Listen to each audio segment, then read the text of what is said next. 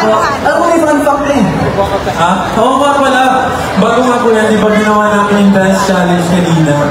Meron lang po akong fun fact about sa Gigel.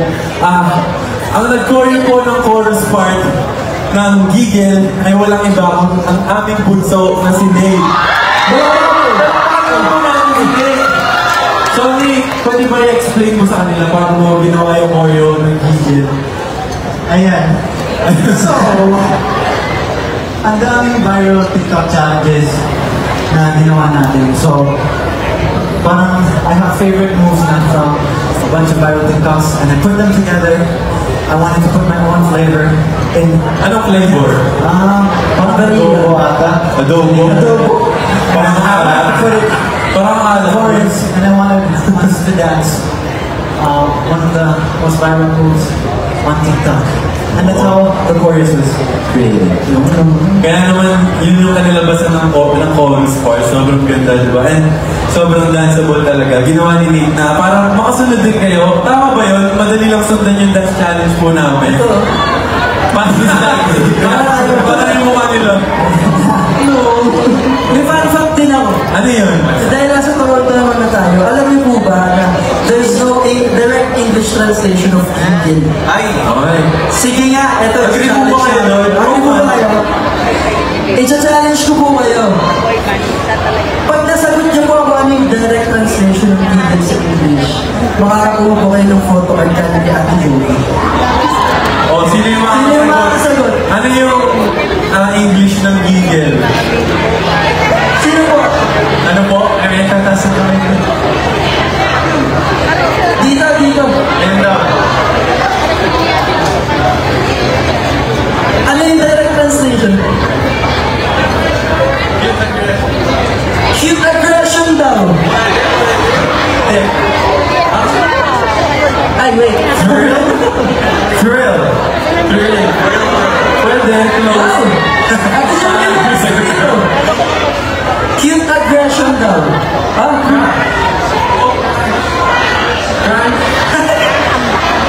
Sino mo ba? Malapit. Ikaw ba?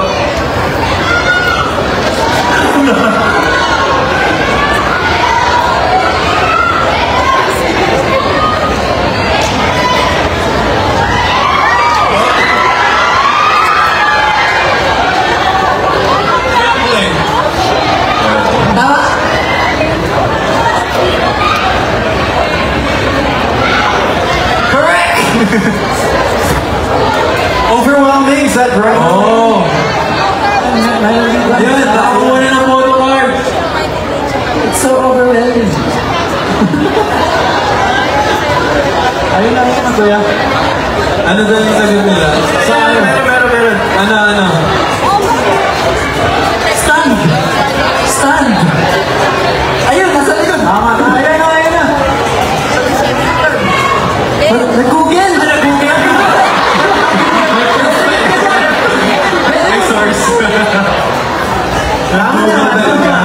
Tama naman.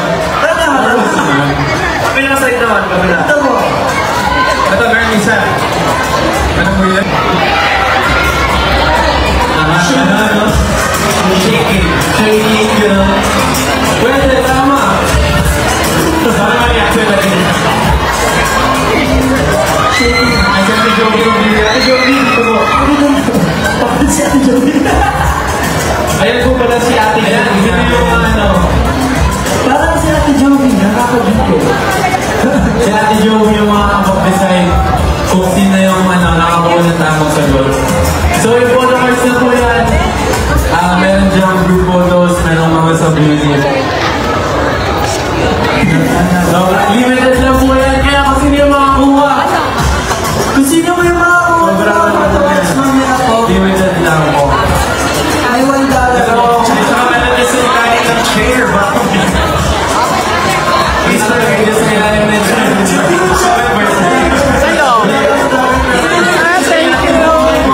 Mga inisas sa gitna. Tapos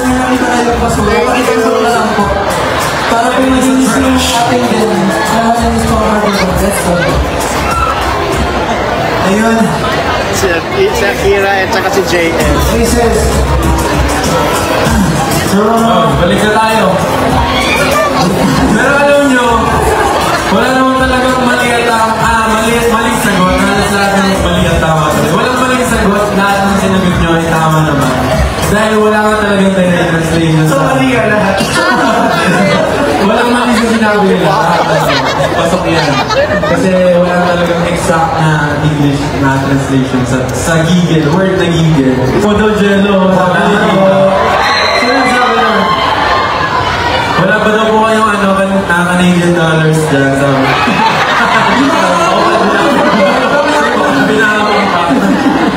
Pero ito, malapit na tayo magtapos. Yes. And syempre, hindi natin nangayaan na mag-end tayo. Hindi na mag-end with a bang, and hindi tayo mag-party-party.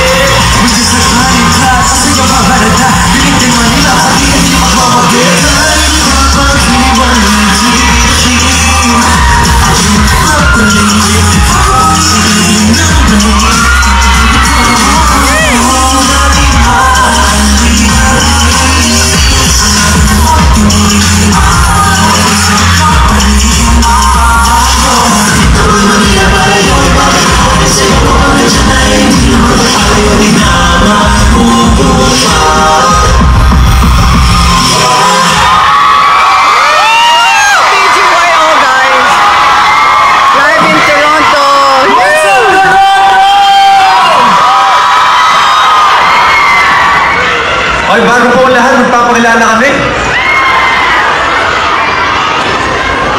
Let's go. Mabuhay! What's up, Toronto? I'm Nate.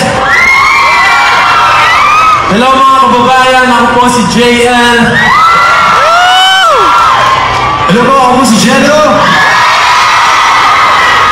Hello po, ako po si Shakira. What's up, Toronto? My name is Ricky. And we are Filipino boy group under ABS-CBN and Star Magic. And your first song up in your form namin is called Magnet from our sophomore album, Be Us. And marami kaming mga kanta pa. So kung nyo po i-check, pwede nyo po i-check sa Spotify at sa lahat ng streaming platforms worldwide. Grabe yun! And syempre, gusto lang po namin magpasalamat of course sa Fun Philippines sa pag-invite po sa amin. At sobrang nakakatawa ng puso makita yung mga kababayan namin Pilipino nandito. At of course, yung aces namin na Ayun pala sila. hintay pa sa airport. Hinintay nila kami ng ilang oras para salubungin lang kami. We love you, Daming tao, aces. Alam niyo guys. yan. Alam ko, galing kayo sa iba't ibang party ng Canada pero nakapunta pa rin kayo. Thank you so much. At syempre, lahat po na nandito. Ayan, sana po enjoy nyo lang po yung buong show. Marami po kaming songs na